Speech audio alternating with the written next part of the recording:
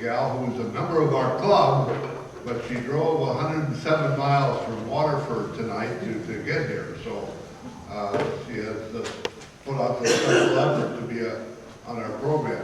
If you read your newsletter, you'll notice that she's very active in the Civil War service, being very on the board with the Milwaukee Civil War Roundtable and the newsletter editor there on the general orders. And I want to thank Donna publicly. She always saves a seat for me at the Milwaukee meeting, so I appreciate that. She's also very active in the Prairieville Irregulars, which is a stepchild of the Civil War Institute at Carroll College, now Carroll University. So she's president of that group and is treasurer of the West Side Soldiers Association. So Donna has just a little bit of interest in the Civil War. And it's very my pleasure to introduce her tonight and talk to you about Verena Davis. Donna, you're on.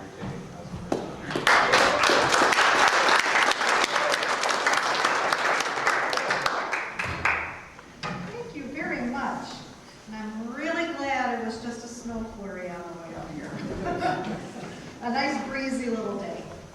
Well, as Dale said, I am a member of your organization, and I have been. I don't get up here very often anymore, but it's a pleasure to be with you tonight, a little bit before Thanksgiving. And tonight I'm going to talk to you about Verena Davis, the other First Lady during the Civil War. We always hear a lot about Mary, not necessarily so much about Verena. So I'm going to give you some background on her family, what happened when she met Jefferson Davis, and her life after Jefferson Davis passed. I got to tell you, going in here, Jefferson Davis was not such a great husband. Okay? He was kind of schmucky, to put it mildly, when you find out about him. Well, let's start out with Verena. I want to talk about Verena, not Jefferson. We'll talk a little bit about Jefferson, but the focus of my talk is about Verena.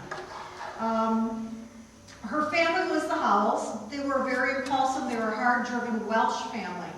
And they left Wales in the early 18th century, and they settled in Delaware. And that's where Verena's grandfather, Richard, was born in 1754. Richard was one of many children born to Ebenezer and Mary Bond Howell. The family moved from there to Shiloh, New Jersey, where they purchased quite a bit of land. Ebenezer also owned a few slaves. He practiced law, and his son would also follow that profession. Both were supporters of the Patriot movement, and in the War of Independence, Richard would have quite a brilliant military career. He was dedicated to the cause. He endured the winter at Valley Forge, and he actually became quite a good friend of George Washington. Another brother died in the service, and his cousin, George Reed of Delaware, was the signer of the Declaration of Independence. Post-war, Richard joined the Federalist Party, and in 1793 he was elected to the first of 4 terms as governor.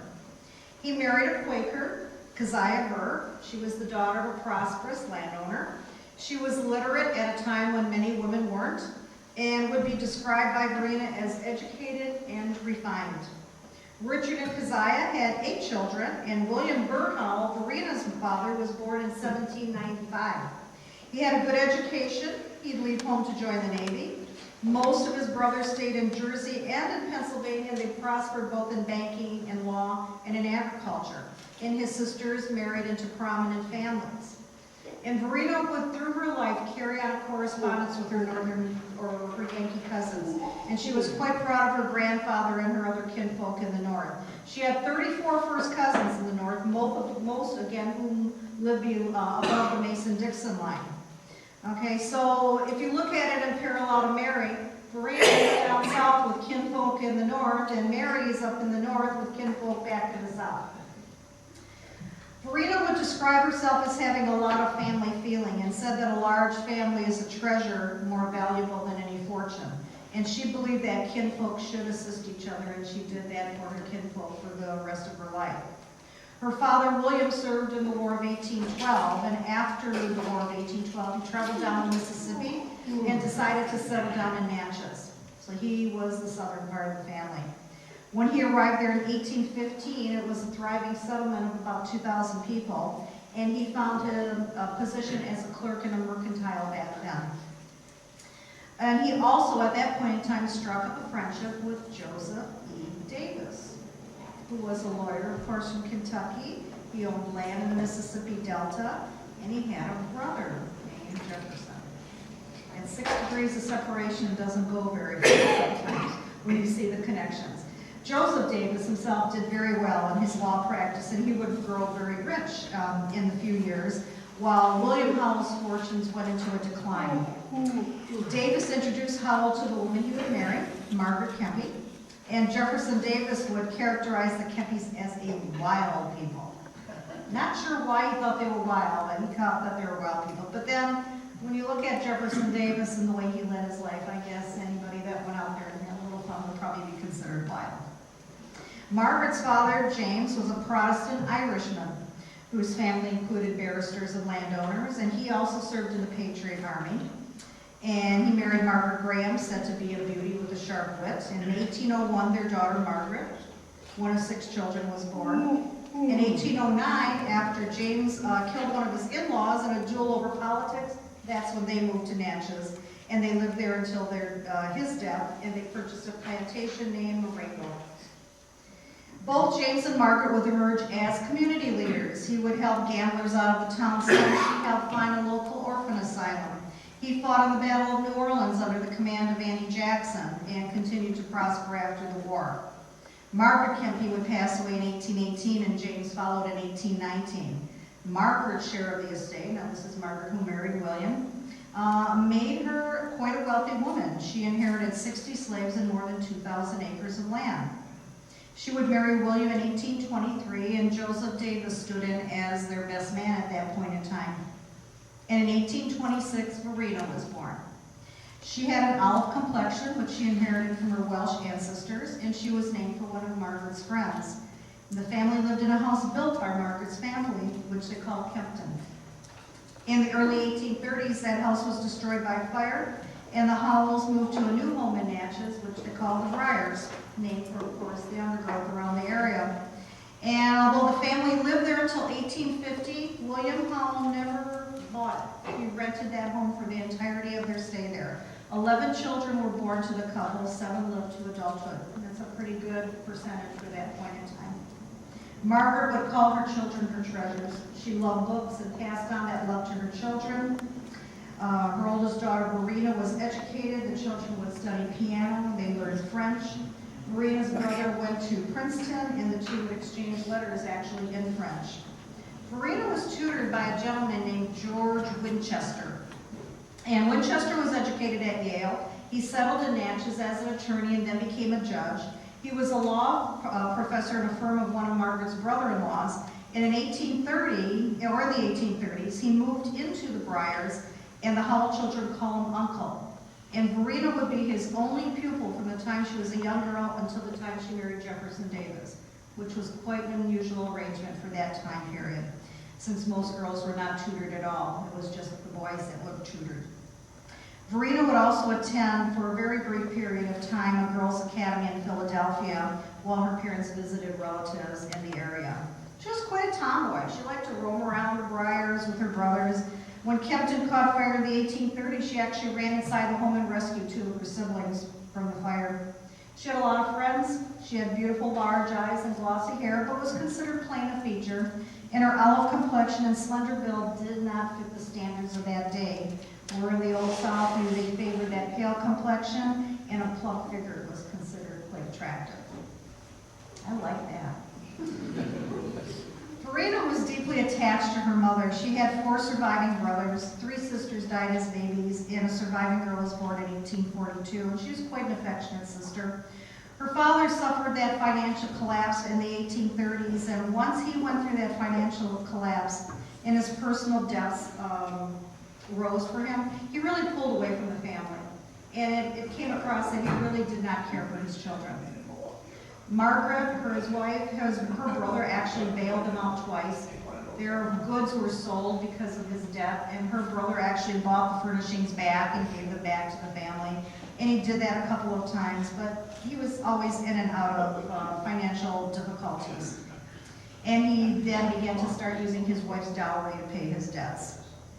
And he would try and scheme, and you know how it goes when you're in debt, you're trying to make ends meet that way. But Verena would always be haunted. From that period on, she would always be haunted by financial concerns.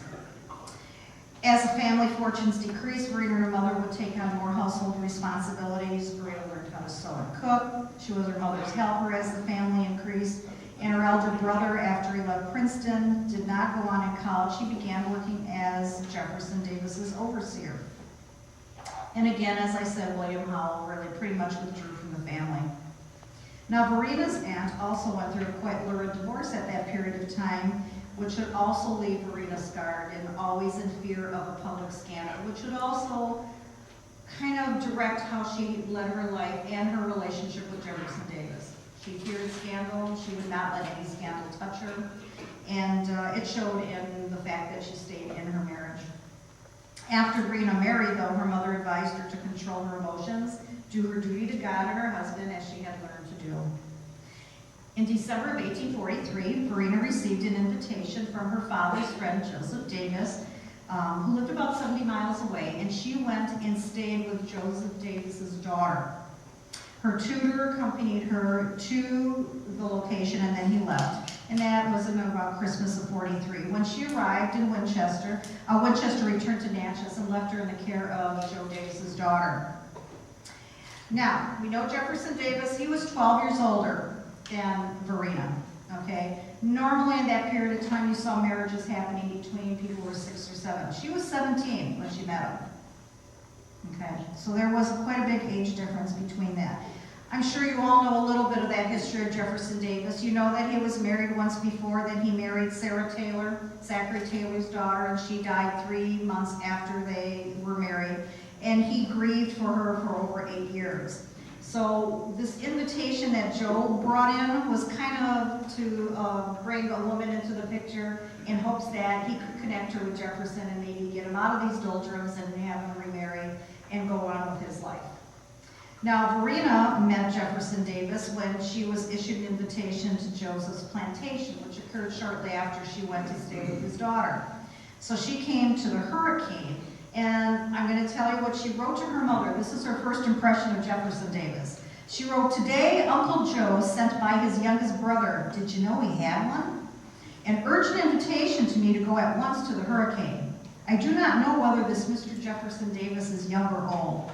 He looks both at times, but I believe he is old, for from what I hear, he is only 2 years younger than you," her mother. "He impresses me as a remarkable kind of man, but of uncertain temper, and has a way of taking for granted that everybody agrees with him when he expresses opinion, which offends me." Do you think that carried on to his presidency? I think so.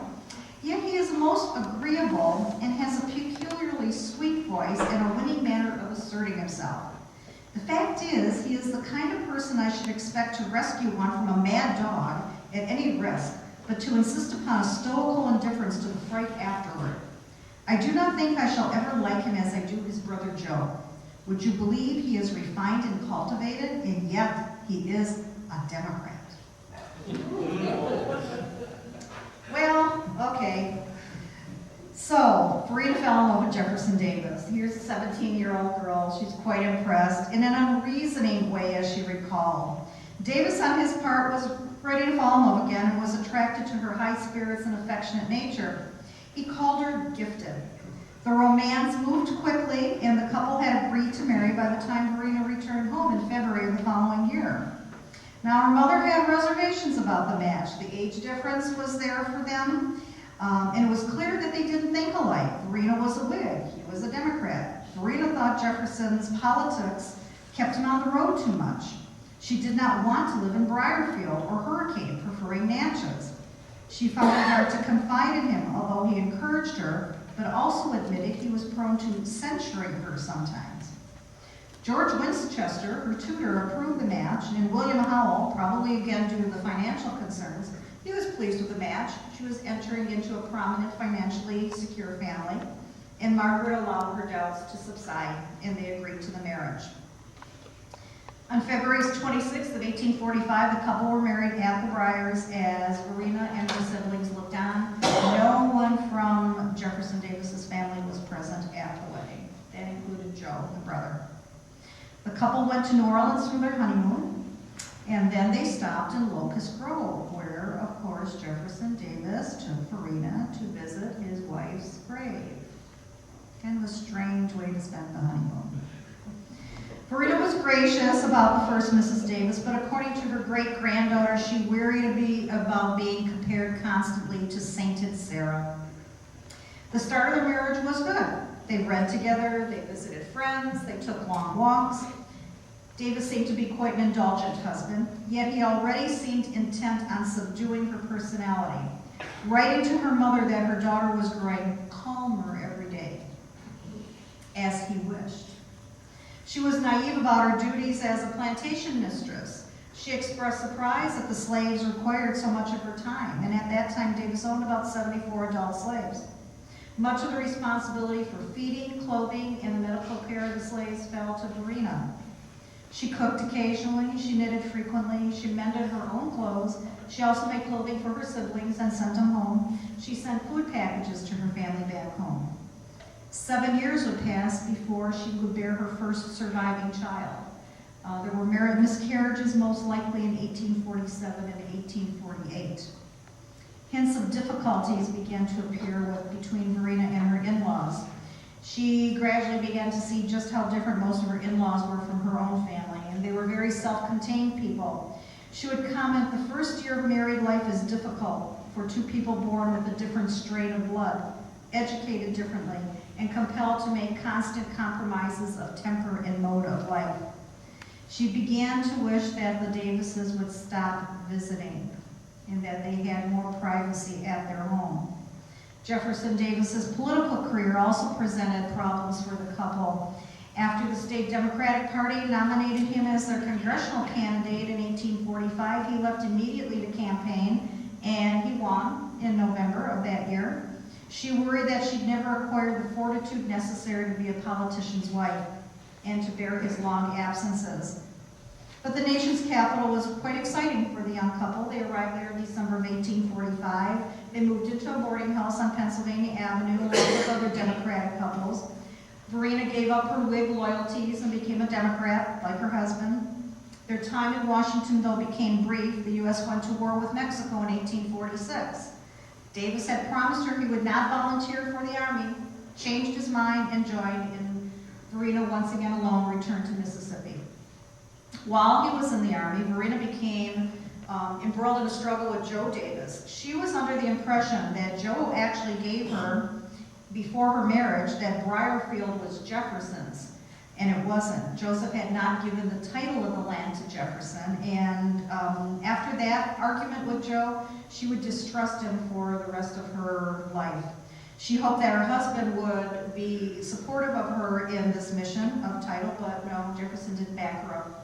He backed up his brother's actions instead. So she felt doubly betrayed at this point in time. She felt betrayed by Joe Davis, and she felt betrayed by her husband. She and Jefferson quarreled before he returned to the Army, and he was on furlough, and the quarrel would continue over the mail. He informed his wife that he stopped into New Orleans to see and visit several female acquaintances he had known while he was in the Army. She spent New Year's Eve in 1847 all by herself. After a visit from her mother and her siblings in February of 47, she returned to Natchez for about 5 months, and a new issue for the couple to fight about occurred. Who would live at Briarfield? Because now Joe Davis wanted his widowed sister and 7 children to move in with them. And of course, Verena opposed this. Jefferson Davis tried to mediate it unsuccessfully. And Verena would also discover at that point in time that Joe had some illegitimate children that he had failed to disclose, and described him now as a libertine. And the gossip about offspring probably prevented Joe Davis from the one going into politics. In 1847, she found out also that Jefferson Davis had written a will indicating that he chose to leave Briarfield and a share of the income from the property to his wife for her lifetime only, and did not allow her to decide how to dispose of the property upon her death, leaving it instead to Joseph. She was angry that she would not own Briarfield after her husband's death and blamed Joseph for depriving her of her legal rights. In 1847, Davis would return to Mississippi, and in August of that year, he was appointed to a vacant seat in the Senate, so he left Briarfield once again in November without Verena, which would become truly a pattern during their entire marriage. She felt restless. She hated the monotony of plantation life. She expected Davis to contact her in a few weeks or inviting her to join him, and he didn't. The inheritance issue came up again, and angry letters were exchanged between the couple. And Jefferson Davis said he would not return to Mississippi until he was sure she had changed for the better. And she wrote the couple of 2 more angry letters that spring. All right, so it's funny. I'm going to just stop for a moment here. When I was first researching Verena Davis, I ran into a site online called Romance Ever After blah, blah, blah, blah, blah, okay? And this woman wrote this thing on Verena Davis and this, beautiful little marriage and how everybody was always happy and it was just like a dream come true and a fairy tale. And I'm reading it and I thought, boy, you missed some of the stuff that was going on in that family big time, Well, in April of 1848, Davis responded to her letters indicating that her habits, her education, and her combativeness made her challenge him, and he could not bear that. He knew that she did not wish to drive him to temporary stupefaction, or vicious associations, which is another way of saying that he chooses not to go in to visit some ladies of, shall we say, looser morals. But he might have to resort to those of her behaviors if she did not stop with the angry letters. In fact, he continued, he wasn't even sure if they could live together anymore. He expected her to abide by his wishes, which he said was demanded by her by duties as his wife. So he did not view his marriage as a partnership. And I think this is also a reflection when you look at the Davis presidency on how he was with his subordinates. It was the same way. Do not challenge me. Do not challenge me. The summer of 1848 did not see any improvements in the relations between the two. He came home in the summer during a congressional recess, but left for Washington in November, once again leaving Verena behind. Did she consider divorce? No, probably not. It was hard to live in the South. And remember, her Aunt Jane went through that terrible divorce and that stigma, and it reminded her about that. She remembered that, and in her old age, she would write that marriage was a lifetime contract and that all Southern women considered divorce a disgrace. So she thought about it, but she knew she would never act upon it. So Verena gave in. Her only choice, she felt, was to, if she wanted to remain married, is to give in to Jefferson Davis. She confided to her mother that she would keep silent on the miserable subject of her conflict with Joseph and accept her husband's decrees. The quarrel had lasted 3 years. In 1849, she wrote Davis, calling herself a thoughtless, dependent wife. For a woman to read this is hard. In the summer of 1849, he finally came back to Briarfield, and Verena made a conscious effort to subordinate herself to Davis. In December of 1849, she was finally allowed to return to Washington with her husband, finally escaping the plantation at last for the city. So what about that time in Washington? She loved it. She was happier, she blended in easily with the social life, the marriage seemed happier at that point in time.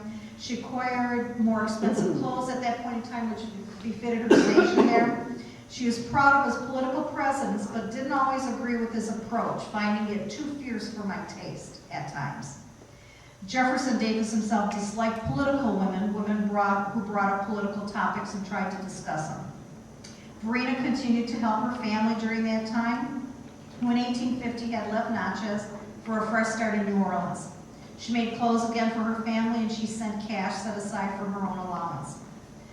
In September of 1850, congressional session done, Davis went home to Mississippi, where once again he almost immediately left for several weeks on a speaking tour. Verena spent the time furnishing a new 8-room house on the grounds of Briarfield. And in November of 1850, Davis returned to Washington alone. Verena was pregnant. In December alone, she miscarried. Davis finally returned to her in March of 1851, 3 months later. But in May and June, he left again for another speaking tour. In 1851, he loses the race for governor, and Verena at this point is relieved. She felt she lacked the ability to be a governor's wife, and I think she probably hoped that he'd stay home for a while. Well, they settled down in Briarfield from September of 1851 to March of 1853. So for 19 months, she was mistress of Briarfield. And that was the longest continuous residence she would have at that plantation. In 1851, in December, she was pregnant again with a baby due in July, and she asked Davis to stay close, but he left in June and July for speaking tours. And their son Samuel was born in July. In 1852, Franklin Pierce was elected president, and Davis was recruited as Secretary of War, and in the spring of '53, he once again returned to Washington. And as a cabinet officer's wife, she had demanding social obligations, which she once again enjoyed. She was expected to entertain frequently and elaborately, which she did, and she became quite the renowned hostess and mastered Washington etiquette at that point in time. In the spring of '54, their son Samuel came down with measles, and he would die in July, a few weeks shy of his second birthday. In February of 1855, her daughter Margaret, who they would call Maggie, was born, named after Verena's daughter, Verena's mother, and all the Davis children would share her olive complexion. So, down at Washington, in 1857, Verena would have another child very quickly, Jefferson Jr. She developed childbed fever, and she actually lay close to death for several weeks from that. She did return to her duties as hostess, and she did enjoy playing the occasional practical joke. One of them on General Winfield Scott, who she thought was pretty darn grandiose for himself. At a dinner party, he disparaged the soup that was served, and Verena politely told him that it was prepared by his own chef, who she had hired for the occasion. In April '59, she had another son named Joseph. And then, of course, we had Lincoln being elected in 1860, where Davis resigns after 61. Verena wasn't convinced that secession was the way to go, and after the assault on Fort Sumter, she tried really hard to become a Confederate patriot. When the government moved from Montgomery to Richmond, she packed up again, maintaining a good front. But she confided her true feelings to her mother. She said the constant attention placed on her was exhausting, and again, she expressed her doubts on the South's ability to wage a war. The region was not ready for a fight, she said. She told her mother that she had made up her mind to come here and be happy no matter what danger there was, and run with the rest if need come to that. Richmond society didn't quite really accept her. She was the Confederate First Lady, but she encountered a lot of pressure to conform once again. People paid a lot of attention to her looks. She was considered handsome. One politician called her a good-looking lady with plenty of flesh and blood. Her eyes, of course, were dark and arresting, and probably her best feature. And she spent a lot of time on her hair. She spent an hour just doing her hair. She employed her own seamstress, and she favored rich fabrics. But her complexion was not considered the right color by Richmond society. One person actually referred to her as a mulatto. Pretty damning for that period of time in the South. She was taller than most women of her generation. She stood somewhere between 5'6" and 5'7". She did not talk like a first lady. She was blunt. She was too well-read. She was too smart. Her sense of humor could get her into trouble. She was a good mimic, but she could choose the wrong person at the wrong time to mimic. So in Richmond, for the first time in her life, some referred to her as crude. She did not fully support the cause. That went against her. She sent letters to friends she had made in the North. She had kinfolk in the North, and that was questionable and dangerous behavior on her part. And I think we can all remember that Mary Todd Lincoln went through the same thing. Another son, William, was born to her in '61, and when her husband was inaugurated, she left immediately after the swearing-in, which again was not politically correct and was not forgotten by Richmond society. She was friends with Mary Chestnut, and they did have their differences, including how loyal they were to the cause. I think we all know and have read Mary Chestnut enough to know that Mary was very loyal to the Confederacy. But they, in spite of their differences, they did become fast friends. Early in the war, she would frequently visit Union prisoners at the Catholic Hospital in Richmond, bringing them supplies. And she was criticized again for that, and they felt for insufficiently visiting Confederate hospitals. So sometime after 1862, she just stopped. She ceased all visitations. In the spring of 1864, their 5-year-old son Joseph fell off a balcony at their residence and died. And Verena had earlier left the mansion to have lunch with her husband. So you see that they have their tragedies with their children kind of mirror the other half of our Civil War couples. In June of 1864, their last child, Winnie, was born. Now, at the end of the war, Davis blamed her for his capture. Now, when everybody was packing up, Verena packed up her children and met up with Davis. When he was recognized, though, a soldier aimed a gun at him and she threw herself in front of him. And Davis said he would have escaped if it wasn't for her standing in front of him. Lots of gratitude there. All right, by mid-August of 1865, though, she was able to correspond with her imprisoned husband, and for the first time, she began to manage the family's finances. Briarfield had, during the war, of course, been confiscated by the government, and the efforts of Verena and other people led to Davis's release in 1867.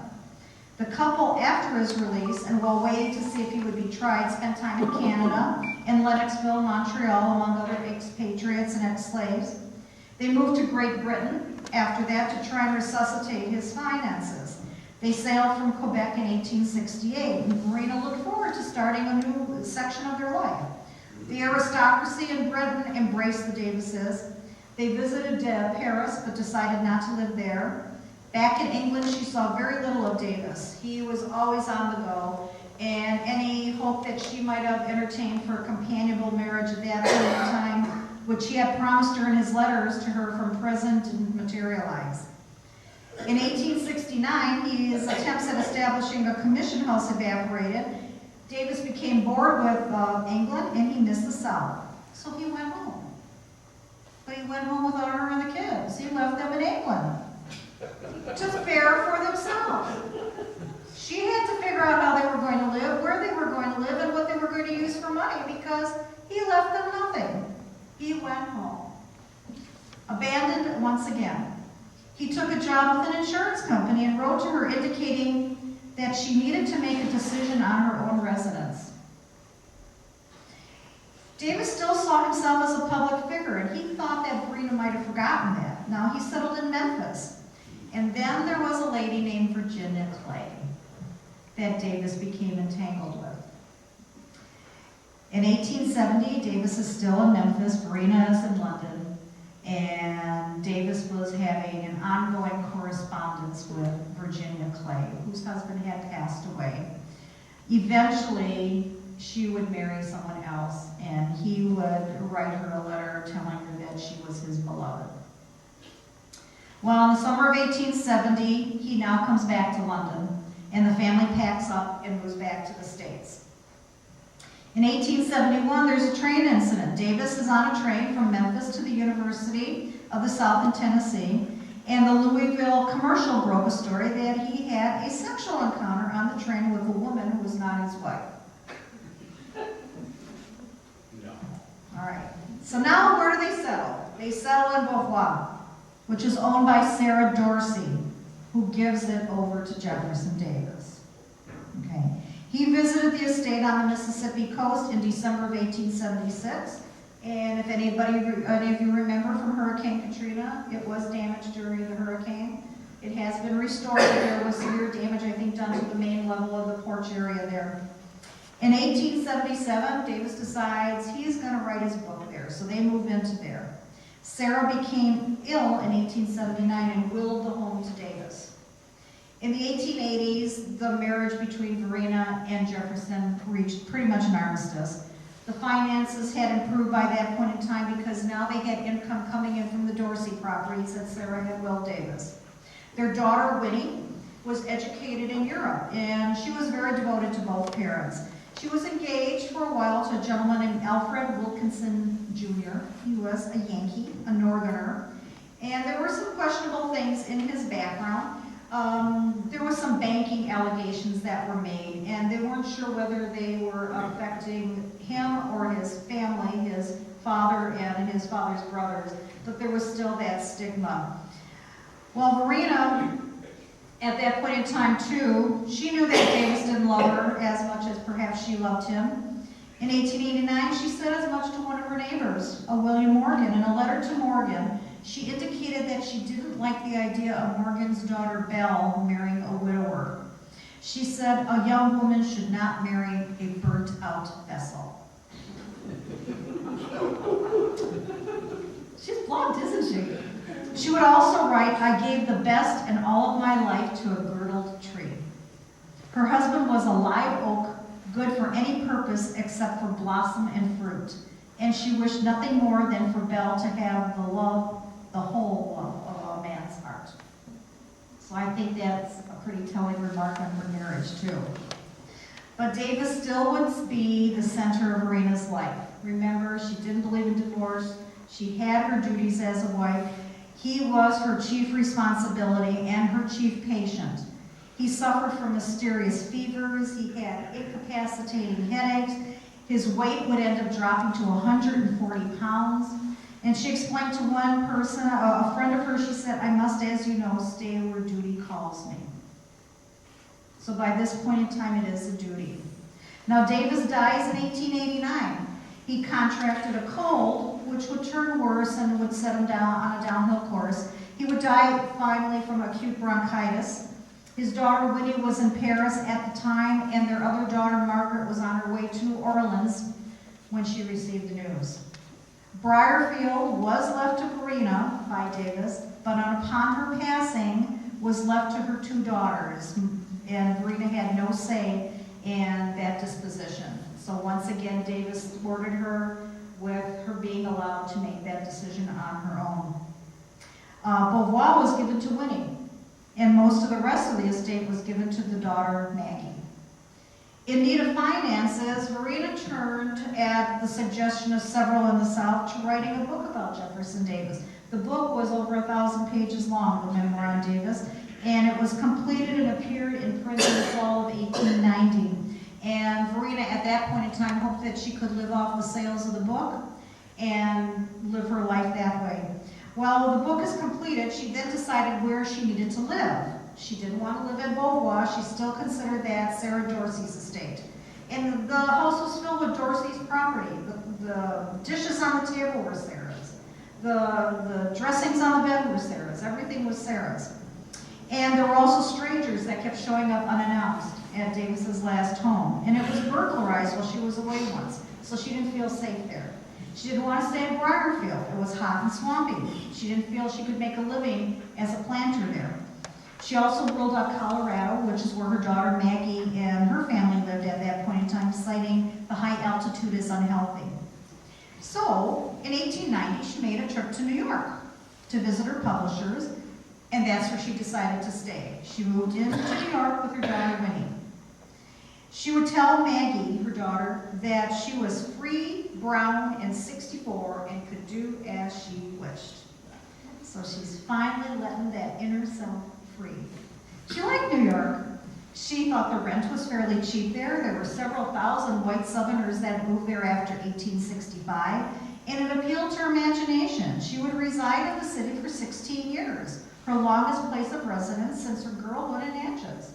She stayed there. Verena and Winnie would live in several large apartment hotels in the New York area. It's now where the theater district is in New York. They would eventually settle at 123 West 44th Street at the Girard Hotel, and she liked to sit in the window and watch the city go by. For the most part, the Northern Society welcomed Verena and Winnie, and she, by this time in her life, had developed rheumatism, so she walked many times with the aid of a cane or even the use of a wheelchair. But other than occasional chest pains, she felt that her health was good. She had gained a substantial amount of weight. She was a very tall, thin woman when she was young. And in pictures where she's older, it looks like she's about 40, 50 pounds overweight in those pictures. She is quite a round little lady. But she considered the weight gain a healthy issue. She thought that was what kept her alive this long, the weight that she had put on. She dressed well. She was always dressed well in very tailored attire. She always dressed in black. Her income was about $1,000 a year. She didn't have a pension, and she realized that she couldn't live on the proceeds of that memoir she wrote, so she decided she would continue to write for a living. And eventually she came to an arrangement with Joseph Pulitzer, who became a good friend of hers, he and his wife, at the New York World. And Pulitzer paid her an annual stipend of $1,200. And she communicated directly with him about the types of articles that she would write. She also wrote several book reviews, too.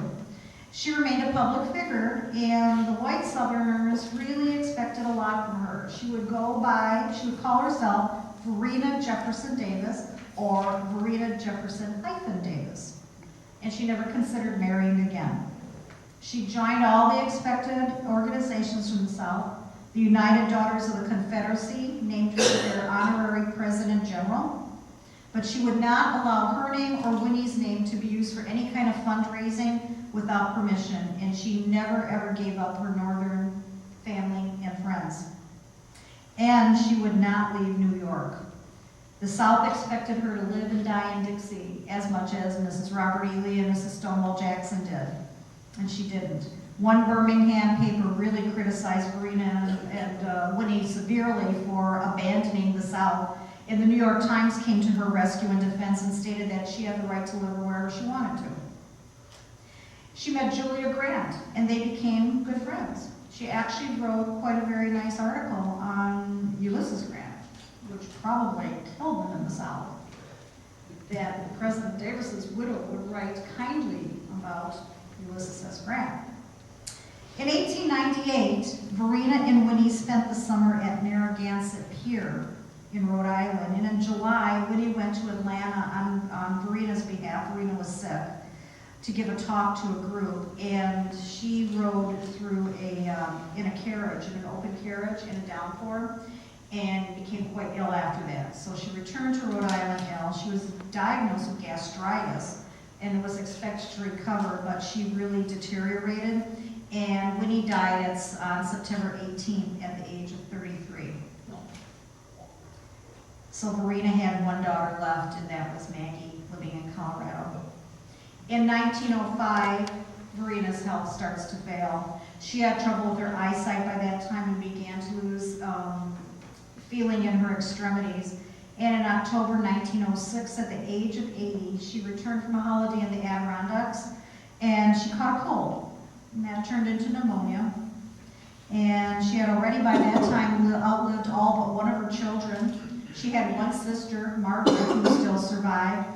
And Verena would die on October 16th of 1906. And that happened to be the anniversary of the deaths of two of her sons. William died in 1872 on that date, and Jeff died in 1872 on the same thing. In her last hour, she talked about the war, but no one thought to record what she had to say. She was buried in the family plot at Hollywood Cemetery in Richmond on October 19th. And her tombstone inscription, which for all supposition was probably decided upon by her daughter Maggie, simply said, "At peace." So in conclusion, I think she was really quite a remarkable woman for her time. I think she was really ahead of her time. I find it interesting that really neither of our presidents at that point in time, Lincoln or Davis, really had happy marriages. You know, there was, but for different reasons. I think Verena she's such an intelligent woman, she's such a smart woman, and given a different period of time, it would have been totally different for her. But she had to really bury her own personality for a long, long time, and do her wifely duty to Davis in order to sustain her marriage, because she steered away from that scandal. She knew what the scandal was. She saw what happened to her father when their finances went south, and her father distanced himself from the children. Her children and her family were always important to her, always uppermost in her mind. And she never forgot that, and she always was dedicated to them. So I think She made quite a remarkable First Lady. And I thank you for your attention. If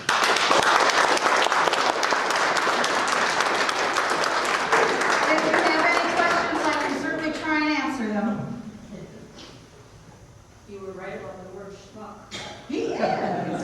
He was. You know, when you read this, it's like, my gosh, how many times are you going to leave this woman? And in that day and age, to leave a woman on her own, especially in a foreign country, and say, hey, figure out where you're going to live, figure out what you're going to do for food and money, unconscionable. So she wore black the rest of her life. Yes, she Mary did. just like Mary. Just like Mary did. Yes, she wore black. Dale? I lost track of how many children she had. They had, see, there were the one that died, there was carriages. I think there were 5 living birds, the 2 daughters and the 3 boys. Yes? When did Maggie die? Maggie, I don't have the date of her death, but she outlived her mother. That I do not have. There is a picture in one book of the 4 generations where you see Verena and her great-granddaughter, her granddaughter, and her daughter in the picture. It's quite a charming picture. But I don't know Maggie's date of birth, death rather.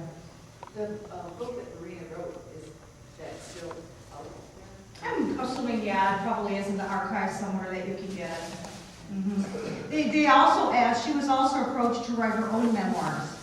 Not his, but her own memoirs, and she did not. She declined, would not do that. Were you able to, did you read her book at all? No, that I could not get my hands on. But I will tell you that I read what she wrote in the memoir, and it was, she defended him. She was a good wife. You know, she defended him, she supported him. She explained a lot of his, actions and that, so she was very kind to him in the book. And I don't think we could expect her to do anything but that. You know, considering how she led her life, she wouldn't turn around after he was dead and disgrace him in any way. Is Just as a comment, probably not really much of a question, unless it came across. But Brian's with the North Carolina 4th Infantry, was a colonel of that regiment, and he once said when my relative Stephen Dotson Ramsey was promoted to brigadier general over that regiment, that it was all because my relative was once cordial to Jefferson Davis's wife. Probably at the time when she was socializing in Washington, he was there also prior to the war, socializing. Yeah. And she fit in quite nicely there, contrary to when Mary was with Lincoln and he pretty much wanted to send her home. She really fit into the Washington lifestyle. She liked, etiquette-wise, she was fine. She did the entertaining as a hostess, so she really fit into that quite well. The 2 first ladies, you sit there and say, I admire her quite a lot. I do. When Jefferson Davis got arrested until the time he was released from prison, how was she supported? Well, they still had the family estate. Well, they didn't have the family estate, but they still had the Davis family there, which helped with the support at that period of time. And remember, she was the wife of the then being held ex-president of the Confederacy. So there were funds coming in from Southerners also that helped sustain her. How did she support herself when she was left in England with the children? There isn't a whole lot of information on that regard. I think she gave some talks that would also generate money. She also made friends there that helped her out financially while she was overseas by herself. But it was quite a controlled lifestyle. She didn't have a lot, but it was enough to sustain her. She was a proud woman, but she did get assistance because she was able to make some friends over there too. Why did that lady give Jefferson Davis, or will Jefferson Davis, her estate? She had a thing for him. Power attracts, as the old adage goes.